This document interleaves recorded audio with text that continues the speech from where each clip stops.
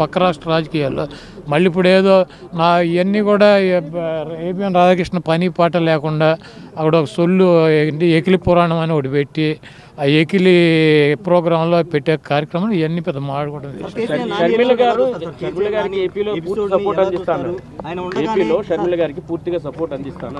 ఎవరు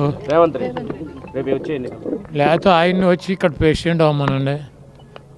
రేవంత్ రెడ్డి సపోర్ట్ అందిస్తాం కాదు, లేదా అక్కడికి ముఖ్యమంత్రి పదవి రిజైన్ చేసి ఇక్కడికి వచ్చి Andhra Pradesh working press Congress party president అవ్వమనండి. ఇప్పుడు వాళ్ళ పార్టీకి వాళ్ళు అందించుకోక ఎవడికి అందిస్తాడు? ఆయన చంద్రబాబు నాయుడిని గెలిపించాలంటే షర్మిలా గారికి అందించాల్సిందే కదా, తప్పదు కదా.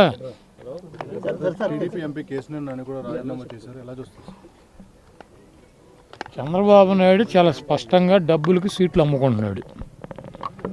అతనికి కష్టకాలంలో ఉన్నటువంటి కేసీఆర్ నాని పక్కన పెట్టి వాళ్ళ తమ్ముడు 100 కోట్లు 150 కోట్లు ఇస్తాను అంటున్నాడంటే ఎంపీని పక్కన పెట్టి సీటు అమ్ముకున్నాడు. అతను మా గుడివాడ క్యాండిడేట్, ఇద్దరు పార్ట్నర్స్, ఇద్దరు చెరువు 100 ఖర్చు పెడుతున్నారు. ఆ సీట్లు 2 అమ్మేశాడు. చంద్రబాబు నాయుడు డబ్బులకి రాజ్యసభ సభ్యులు అమ్ముకున్నాడు, ఎమ్మెల్సీలు అమ్ముకున్నాడు, ఎమ్మెల్యే టికెట్లు అమ్ముకుంటాడు. ఆడు చంద్రబాబు అనేవాడు 420 ఎన్టీఆర్ఆర్ పెట్టినటువంటి పార్టీలో పందికొక్కులాగా చేరి డబ్బులు నిన్న అక్కడ మీటింగ్లో చెబుతున్నాడు, మీరందరూ నేను 45 ఒక్కొక్కళ్ళకి పిల్లలకి 15,000 ఇస్తాను సంవత్సరానికి, మీరు 4-5 పిల్లల్ని కనమని చెప్పి ఆ 15,000 నీ పప్పు గడికి ఆడితో కనిపించవు 4-5. ఇవన్నీ కూడా పార్సార్ని మారుస్తారు, నానిని మారుస్తారు, ఇంకోళ్ళని మారుస్తారు అన్నది ఇవన్నీ కూడా ప్రచారం తప్పించి వాస్తవం కాదు. ఎక్కడ కూడా ముఖ్యమంత్రి గారు ఎవరితోనూ కూడా మాట్లాడకుండా అభ్యర్థులను మార్చేటువంటి పరిస్థితి లేదు. ఆయన ముందే పిలిచి ఈ పరిస్థితుల్లో నిన్ను మారుస్తున్నావు అని చెప్పి, లేకపోతే ఈ పరిస్థితుల్లో నిన్ను వేరే చోట పోటీ పెడుతున్నానని చెప్పి ఆయన చెప్తున్నారు. ఇవన్నీ కూడా ఊహాగానాలు, ఇవన్నీ కూడా నమ్మొద్దు అని చెప్పి.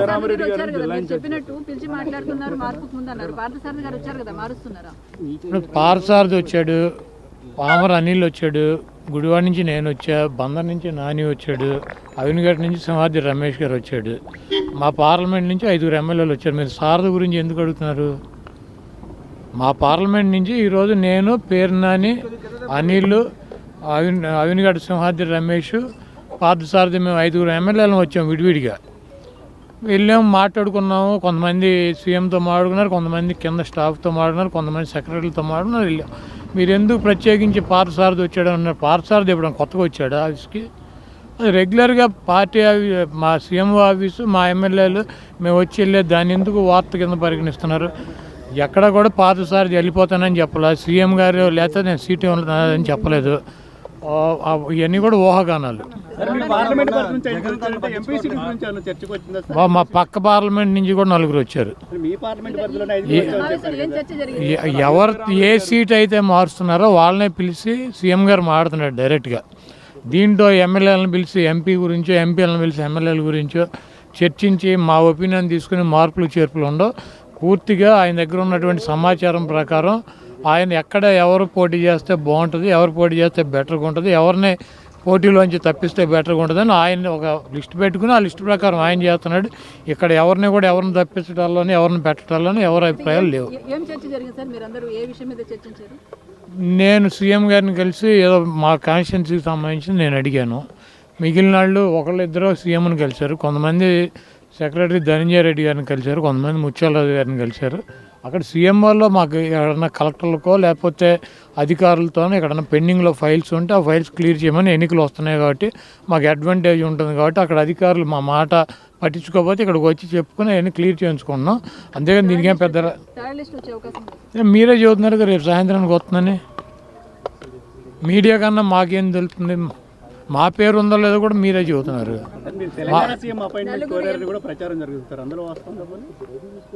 ఇక్కడ ఉన్న ఒక స్టేట్లో మా సీఎం గారు ఈ మా పనులే మాకు సాగట్లేదు. మళ్ళీ పక్క రాష్ట్రం వెళ్ళి పక్క రాష్ట్ర సీఎం, కర్ణాటక సీఎం అపాయింట్మెంట్ తీసుకుని నేనేం చేయను. రేవంత్ రెడ్డి తాను ముఖ్యమంత్రి అయిన తర్వాత జగన్ ఫోన్ చేయలేదు అని చెప్పి మాట్లాడారు. ఫోన్ చేసి విషెస్ చేయలేదు. ట్విట్టర్లో పెట్టాడు కమ్మా, బెస్ట్ విషెస్ అని చెప్పి ముఖ్యమంత్రి గారు ట్విట్టర్లో పెట్టారు కదా. పర్సనల్ కాల్ చేయలేదు, కటర్సీ కోసం కూడా కాల్ అంటే మా ఓటమి జగన్ ఎంత చేయాలో అంతా చేశారు, అవన్నీ కూడా నాకు తెలుసు అని కూడా అన్నాడు. అంటే రేవంత్ రెడ్డి గారు మేము కాంగ్రెస్ పార్టీనే ఆయన గెలిపిస్తాక మేము అక్కడ కూర్చొని పని చేయటానికి కాదు, కాంగ్రెస్ పార్టీని గెలిపిస్తాకి మేము అది జగన్మోహన్ రెడ్డి గారు మేము కాంగ్రెస్ పార్టీనా? మేము తెలంగాణలో ఏ పార్టీకి మద్దతు తెలపలేదు. మేము అక్కడ ఉన్నటువంటి పార్టీని కూడా తీసేసి వచ్చి ఇక్కడ మేము ఆంధ్రప్రదేశ్ వరకు పరిమితం అయ్యాం. అక్కడ ఎవరు గెలుస్తారు ఎవడు ఓడిపోతాడు అన్నది మాకు సంబంధం లేని విషయం. మాకు జగన్మోహన్ రెడ్డి గారు ఓ ఎగబడిపోవటం ఉండదు, దూరంగా వెళ్ళిపోవటం ఉండదు. ఆయన ఒక లిమిట్స్లో ఉంటాడు. ట్విట్టర్లో పెట్టాడు ఆయనకి అభినందనలు అని చెప్పి, ఆయన ఫోన్ చేసి అభినందించలేదు. ఆయనకంటే కేసీఆర్ గారు తొంటిరిగింది కాబట్టి ఆయన పరామర్శించాడు. ఈయనకి తొంటేం విరగలేదు కదా, ఈయన వెళ్ళి పరామర్శించారు అవటాకి. సార్, రాజశేఖర రెడ్డికి సంబంధించి రాజశేఖర రెడ్డి మరణానికి సంబంధించి కొన్ని కీలక వ్యాఖ్యలు చేశారు. 2009లో కొంతమంది టీడీపీ అదేవిధంగా టీఆర్ఎస్ ఎమ్మెల్యేని లాక్కునే ప్రయత్నం చేశారు, అందుకే ప్రకృతి బ్యాలెన్స్ చేసిందన్నట్టు వ్యాఖ్యానించారు రేవంత్ రెడ్డి. రేవంత్ రెడ్డి గురించి ఇక్కడ ఆంధ్రప్రదేశ్లో డిస్కషన్ చేయటం, ఇక్కడ పెద్ద పట్టించుకోవటం అంత అవసరం లేదు. ఒకవేళ నాకు లేకపోతే మాకు ఎవరికైనా అపాయింట్మెంట్ కావాలంటే డైరెక్ట్గా ఢిల్లీ వెళ్తే సోనియా గాంధీ, రాహుల్ గాంధీ, ప్రియాంక గాంధీ అపాయింట్మెంట్లు దొరుకుతాయి. అక్కడి నుంచి ఒక ఫోన్ చేయించుకుంటే ఇక్కడ రేవంత్ రెడ్డి చేస్తాడు. కాబట్టి ప్రత్యేకంగా మాకు రేవంత్ రెడ్డి అపాయింట్మెంట్ తీసుకోవటం, రేవంత్ రెడ్డి దగ్గరికి వెళ్ళటం, ఈ రేవంత్ రెడ్డి ఏదైనా ప్రాంతీయ పార్టీనా? రేవంత్ రెడ్డి ఏమైనా సుప్రీమా?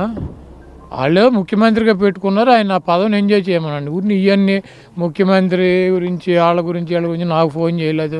ఏంది దీనికి ఫోన్ చేసేది? ఆయన ట్విట్టర్లో పెట్టాడు మర్యాదగా, కంగ్రాచులేషన్స్ ముఖ్యమంత్రి అయినందుకని చెప్పి. నాకు ఫోన్ చేయలేదు, నన్ను వచ్చి కలవలేదు. ఎందుకు ఫోన్ చేస్తారు, ఎందుకు వెళ్ళి కలుస్తారు? ఒక్కొక్కళ్ళ పద్ధతి ఒక రకంగా ఉంటుంది. మా చంద్రబాబు నాయుడు అయితే ఎవడు ముఖ్యమంత్రి అవుతాడని చూసుకుంటూ ఉంటాడు. కౌంటింగ్ టపటప ఫోన్ కొట్టి నేనే నిన్ను గెలిపించానని చదువుతాడు. మాకు ఆ పరిస్థితి లేదు, మేము అంత ఎగబడాల్సిన అవసరం లేదు. కాబట్టి ఇవన్నీ రేవంత్ రెడ్డినో లేకపోతే పక్క రాష్ట్ర ముఖ్యమంత్రులనో పట్టించుకునే టైం జగన్మోహన్ రెడ్డి గారికి లేదు. మాకు ఇక్కడ మా రాష్ట్రము, మా రాష్ట్ర పరిస్థితులు, ఇక్కడ ఉన్నటువంటి ప్రజానీకం, ఇక్కడ ఉన్నటువంటి పొలిటికల్ సిచ్యువేషన్స్లోనే మేము ఉంటాము. మాకు ఈ రాష్ట్రంలో తప్పించి పక్క రాష్ట్రాల్లో మాకు పార్టీ ఉంది కదా, ఎందుకు తీసాం? వద్దనుకునే కదా.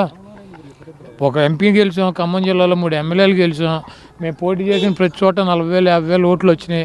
అయినా కూడా వద్దనుకుని మేము ఇక్కడికి ఎందుకు వచ్చాం? మాకు అవసరం లేదనే కదా పక్క రాష్ట్ర రాజకీయాల్లో. మళ్ళీ ఇప్పుడు ఏదో ఇవన్నీ కూడా ఏపీఎన్ రాధాకృష్ణ పని పాట లేకుండా అక్కడ ఒక సొల్లు ఎకిలి పురాణం అని ఒకటి పెట్టి ఆ ఎకిలి ప్రోగ్రాంలో పెట్టే కార్యక్రమం ఇవన్నీ పెద్ద మాట్లాడుకోవడం. షర్మిల గారికి ఏపీలో సపోర్ట్ అందిస్తాను, ఏపీలో షర్మిల గారికి పూర్తిగా సపోర్ట్ అందిస్తాను ఎవరు? రేవంత్ రెడ్డి రేపు వచ్చేయండి. లేకపోతే ఆయన్ని వచ్చి ఇక్కడ ప్రెసిడెంట్ అవ్వమనండి. రేవంత్ రెడ్డి సపోర్ట్ అందిస్తాం కాదు. లేకపోతే అక్కడికి ముఖ్యమంత్రి పదవి రిజైన్ చేసి ఇక్కడికి వచ్చి Andhra Pradesh working president Congress party president అవ్వమనండి. ఇప్పుడు వాళ్ళ పార్టీకి వాళ్ళు అందించుకోక ఎవడికి అందిస్తాడు? ఆయన చంద్రబాబు నాయుడిని గెలిపించాలంటే షర్మిల గారికి అందించాల్సిందే కదా, తప్పదు కదా.